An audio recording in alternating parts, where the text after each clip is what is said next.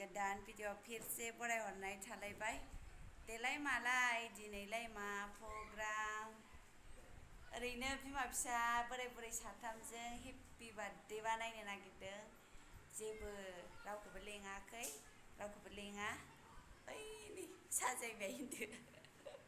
बाबा फैलाय ओमफ्राय चेनेलाव सोरबाफोर गोदान दिनैसो नुजेनदोंबा प्लिज अननानै चेनेलखौ साबस्क्राइब खालामनानै होबानो जाबाय जोंनि बार्थडे बानायनायखौ एसे देखायनोसै आरो नोंथांमोननो चकलेट लाबोदों बाबा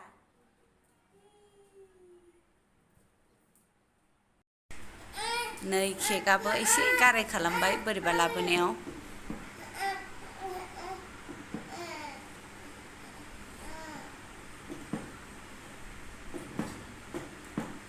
अ दे हाब मोजांथार माथो ट्रेयालाय थफियालाय बाबा थफिया मोनाखै बाबा मामि स्टेना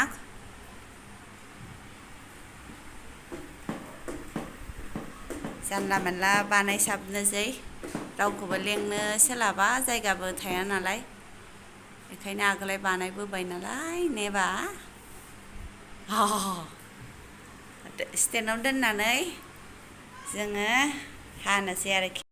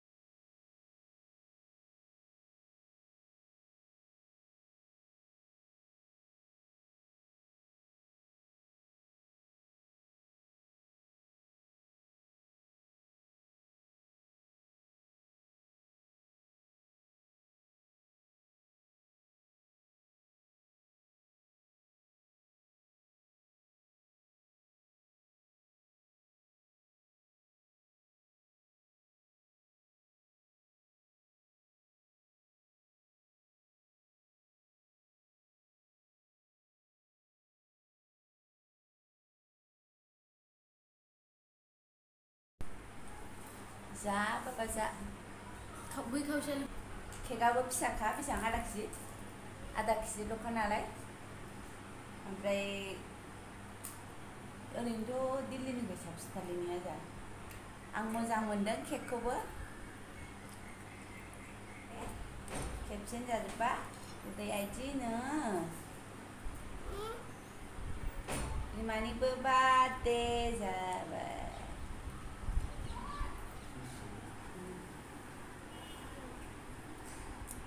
फिसालानि पार्टियाव कचौरि जानोसै सोरबा सोरबा जाग्रोलायग्रोबाय नै नेलायथारासै आंखौ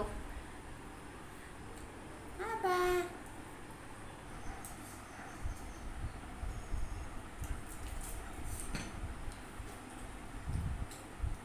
बिदि खालामना बाबाय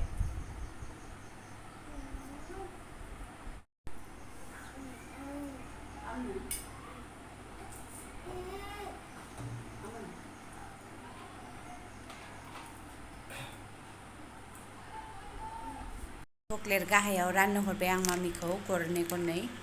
गथ'फोरनो रावखौबो लेङासै नालाय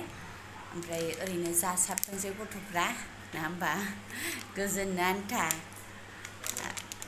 माथो खालामनो माने गोजौ नालाय बानायनोबो आख' फिख' जायो ओमफ्राय आरो सोरखौ लेंनो सोरखौ लेङा मानसिफ्रा बुरजा जाबाथाय जिरायनो मानो दिगदार जायो गाहायफोरबा हौवाफोरा गाहायाव जेनेबा एसे गसंलांनानै मानानै थानो हायो ओमफ्राय गोजौआवथ' बिदि जायगाबो गैया ओमफ्राय आरो ओमफ्राय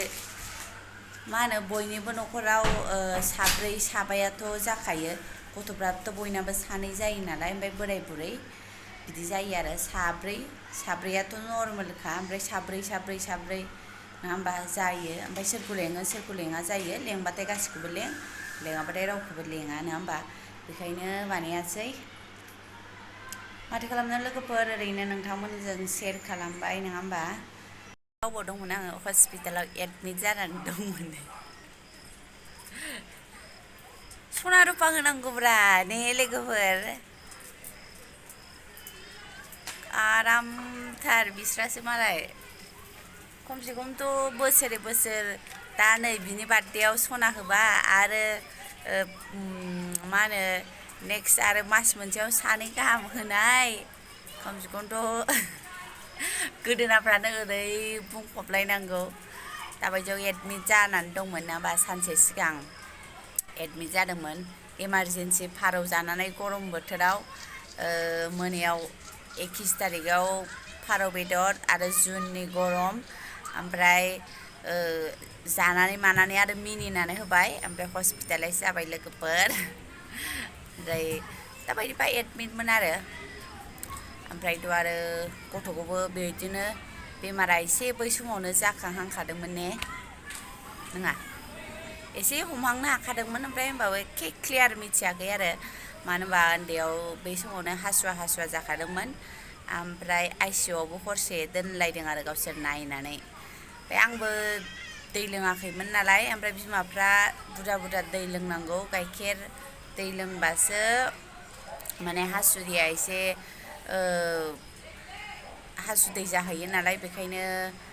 बिमाफ्रा बुरजा दै लोंनांगौ बेखायनो आंबो दैबो लोङाखैमोन मानो होनबा एसियाव आराम थानानै गाङामोन नालाय बोरै लोंगोन बिदिनो आंबो दै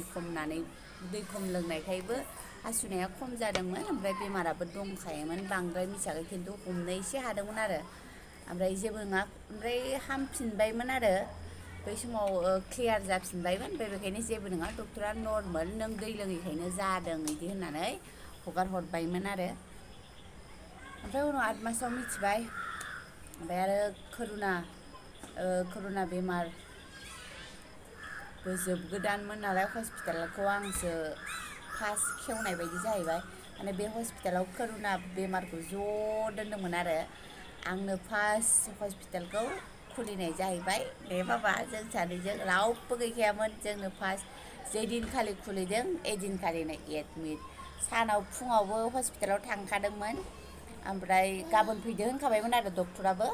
गाबोन थफ्ला थफ्लि लानानै फैदो होनबाय अहा फुङाव थांबाय मोनायावनो इमारजेन्सि थांनांबाय मोनायावथ' जेबो खालामाखै अखानायैसो फुङाव 9टायाव आमथिसुवा खालि बिदिनो बिजि माबा माबि होबाय आरो आंनाथ' सायाबो मायाबो लोगोफोर मा बिजि थुयो आखाइ फारनैथिंबो थुनानै 8टायाव 7:30 थुबाय 9टायावनो जाबाय आरो जोंनि आरबि हस्पिटालाव जानला मोनला अपारेसन खालामखाया मानो होनबा बिसोरो नर्मेलखौनो खालामनो ट्राइ खालामो जाय इमारजेन्सि नङा बिसोरखौ खालामखाया हाजारखि गाबफ्राव नोङो ओमफ्राय मालाय मा इन्जेक्सन दं मा मुलि दं मिथियालै लोगोफोर सायाबाबो ओरैनो मा मुलि होयो दसेनो साहोलाबायनानै जाहोयो आरो माने लारि अट'मेटिक आं फार्स्ट जाबाय बिनि उनाव जाबायानो थाबाय आं फैगौ माने आधी माने रुमफोरानो बुंहां जाबायमोन आरो जायगाफ्राबो बुरजाखा नालाय ओमफ्राय फैबाय थायो सोलायबाय थायो ओमफ्राय मानो अपारेसन खालामा बिसोरो गावसिना खामानि बारायगोन ना लोगोफोर बेखायनो अपारेसन खालामा बिसोरो एखे नर्मेलखौनो खालामो जोंनिथिंसो नंगौबाबो नङाबाबो एसे सिजार थाब मानो नागिरो ओमफ्राय आर्मि हस्पिटालाव बिदि खालामा आरो बिसोरो गावसोरो गनायखौ नायो आरो बिसिना जोंहा पेमेन्टफोर मोनखाबायना ने मानो होनबा गावस्रा डाबल खामानि जायो अपारेसनबा बेखायनो नर्मेलैनो खालामनो नागिरथारो आरो माने जाय नर्मेल बेखौ नर्मेलैनो खालामगोन ओमफ्राय बायसान्स सोरबा बिदिनो असुबिदाथारखौ इमारजेन्सि खालामो आरो ओमफ्राय खालामनांगौखौ सिगाङावनो बुंखायो नोंना अपारेसन जागोन होननानै सानैफोरखौ होनखायो आरो बिसोरो माने बांद्रायबो रिक्स लाया बेखायनो लोगोफोर माथो खालामबावनो नङा होमबा बिदिनोसै आं दिनै हस्पिटालाव दंमोन बोराया जेबो गिफ्ट होआसै आंथ' गावनो गिफ्ट होबाय दिनैनि आंना बेखिनियानोसैमोन ओमफ्राय सल' खननायाबो बिदिनोसै आङो खोमोरनानै होबाय शेयार खालामसाबबाय आरो माने गोसोआवबो देनां नायनो थाखाय ओमफ्राय आंना माखासे बिदिनो लेपटपावबो सोनानै दङ फट'फोरा ओमफ्राय मालाबा मबाइलफ्राबो गोमायोना मामिनियाथ' उन्दैनिया गैखायानो बिफाया खेबसे खोमादों खेबसेया मबाइलखौनो मेम'रिखौनो बोरैबा डिलिट खालामदों आरो बिफायानो ओमफ्राय दा मामिनि गैया बेखायनो बाबानिखौ आं बिराद माबानानै गिलुं माने दोनथुमो आरो दा बेखायनो आंबो दोनबाय जेबोथ' गैया नोंथांमोना जोबजासिम नायनायनि थाखाय नोंथांमोनसिम रोजा रोजा साबायखर जाबाय लाइक कमेन्ट खालामबानो जाबाय ओमफ्राय साबस्क्राइब खालामनानै होबानो जाबाय thank you for watching bye bye